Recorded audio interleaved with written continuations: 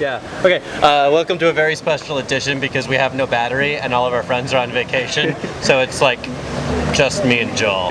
So in a display of cinematic incompetence and insanity reserved normally for George Lucas, M. Night Shyamalan has made what will be arguably the worst film of 2008 and actually beat out Indiana Jones 4. Honestly, I think this is actually an homage to the old film style of black and white, where a horror movie would be a blown-up shot of a cat.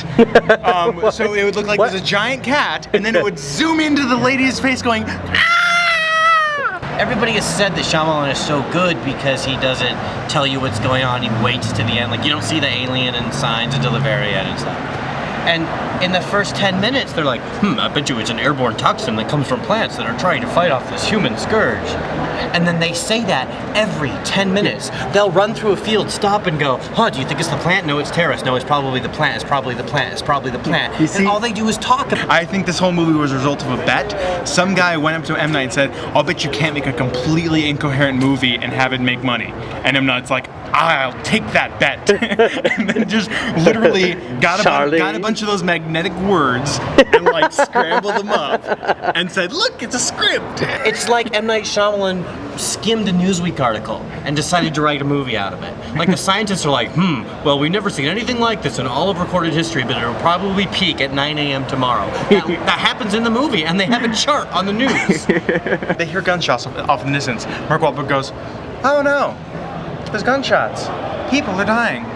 Oh no. The message that he's trying to get across is something about nuclear power, plants are bad, you know, and I have no idea. There are characters that don't make any sense or have any point to be there.